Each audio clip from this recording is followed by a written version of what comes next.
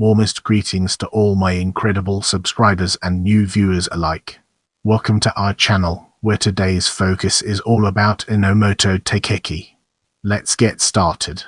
Viscount was a Japanese samurai and admiral of the Tokugawa Navy of Bakumatsu period Japan, who remained faithful to the Tokugawa shogunate and fought against the new Meiji government until the end of the Boshin War. He later served in the Meiji government as one of the founders of the Imperial Japanese Navy. As we transition to the next segment, let's unravel the mysteries surrounding early life and gain a fresh perspective. Enomoto was born as a member of a samurai family in the direct service of the Tokugawa clan in the Shitei district of Edo, modern Tate, Tokyo. Enomoto started learning Dutch in the years, and after Japan's forced opening by Commodore Matthew Perry in 1854, he studied at the Tokugawa Shogunate's Naval Training Center in Nagasaki and at the Tsukiji Warship Training Center in Edo. At the age of 26, Enomoto was sent to the Netherlands to study Western techniques in naval warfare and to procure Western technologies. He stayed in Europe from 1862 to 1867, and became fluent in both the Dutch and English languages. Enomoto returned to Japan on board the steam warship purchased from the Netherlands by the shogunal government. During his stay in Europe, Enomoto had realized that the telegraph would be an important means of communication in the future, and started planning a system to connect Edo and Yokohama. Upon his return, Enomoto was promoted to the second highest rank in the Tokugawa Navy, at the age of 31.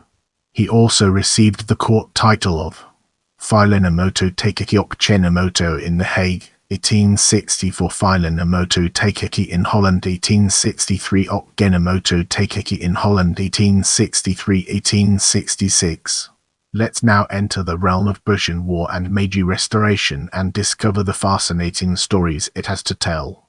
During the Meiji Restoration, after the surrender of Edo in 1868 during the Boshin War to forces loyal to the Sac alliance, Enomoto refused to deliver up his warships, and escaped to Hakodate in Hokkaido with the remainder of the Tokugawa Navy and a handful of French military advisors and their leader Jules Brunet. His fleet of 8 steam warships was the strongest in Japan at the time.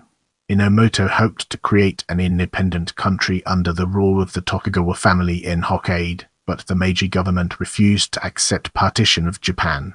On 27 January 1869, the Tokugawa loyalists declared the foundation of the Republic of Edo and elected Enomoto as president. The Meiji government forces engaged and defeated Enomoto's forces in the naval battle of Hakodate in May 1869.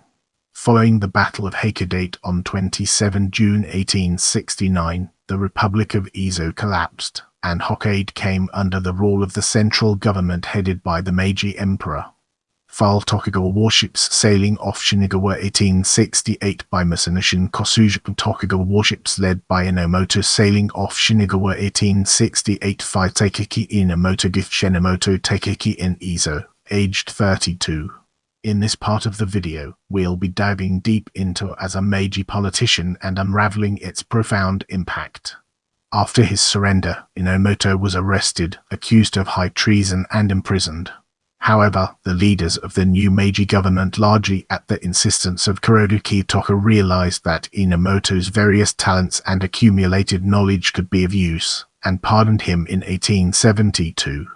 Enomoto became one of the few former Tokugawa loyalists who made the transition to the new ruling elite, as politics at the time was dominated by men from Ch and Satsuma, who had a strong bias against outsiders in general, and former Tokugawa retainers in particular. However, Enomoto was an exception, and rose quickly within the new ruling clique to higher status than any other member of the former Tokugawa administrations. In 1874, Enomoto was given the rank of Vice Admiral in the fledgling Imperial Japanese Navy. The following year, he was sent to Russia as a special envoy to negotiate the Treaty of St. Petersburg. The successful conclusion of the treaty was very well received in Japan and further raised Enomoto's prestige within the ruling circles, and the fact that Enomoto had been chosen for such an important mission was seen as evidence of reconciliation between former foes in the government. In 1880, Enomoto became. In 1885, his diplomatic skills were again called upon to assist Hirobumi in concluding the Convention of Tintsin with King China. Afterwards, Enomoto held a series of high posts in the Japanese government.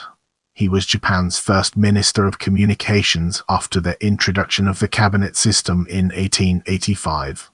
He was also Minister of Agriculture and Commerce from 1894 to 1897, Minister of Education from 1889 to 1890, and Foreign Minister from 1891 to 1892. In 1887, Enomoto was ennobled to the rank of Viscount under the Kozoku peerage system, and was selected as a member of the Privy Council. Enomoto was especially active in promoting Japanese emigration through settler colonies in the Pacific Ocean and South and Central America. In 1891, he established against the will of the cabinet of Matsukata Masayoshi a section for emigration in the Foreign Ministry, with the task of encouraging emigration and finding new potential territories for Japanese settlement overseas. 2 years later, after leaving the government, Enomoto also helped to establish a private organization, the Colonial Association, to promote external trade and immigration. As we move forward, let's uncover the untold stories and fascinating intricacies of death. Enomoto died in 1908 at the age of 72. His grave is at the Temple of Kishiji, Bunkiku, Tokyo. Fire Tomb of Enomoto Takeaki in Kichijiji. Large Tomb of Enomoto Takeaki in Kishiji. Fire Tomb of Enomoto Takeaki in Kichijiji. Close up Tomb of Enomoto Takeaki in Kishiji. Get ready to uncover the mysteries surrounding honors as we navigate its intriguing terrain.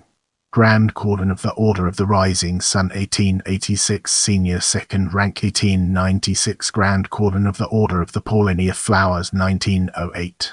Thanks for being a part of this amazing journey. I can't wait to bring you more exciting content.